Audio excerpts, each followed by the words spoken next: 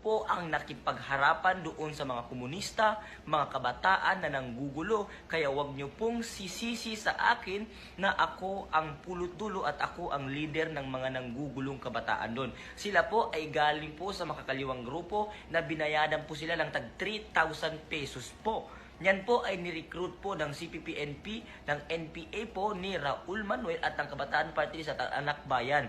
Yan po ang nag-recruit sa mga kabataan yan. Bakit? Binibrainwash po nila ang mga kabataan para maggalit itong mga kabataan at estudyante sa gobyerno ng Pilipinas. Ako po ay hindi sang-ayon sa yang pinapatupad ng mga kabataan na panggugulo. Ako walang ipag-debate ako sa kanila dahil ako po ay disagree sa gusto nilang mangyari na panggugulo doon. Kasi kami po, pinunta po namin doon sa Mindiola is peace rally.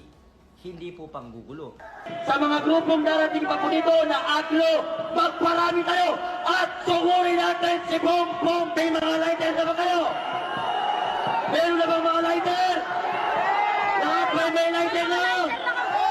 Handa na ba kayo? Handa na rin ako! In 30 minutes time!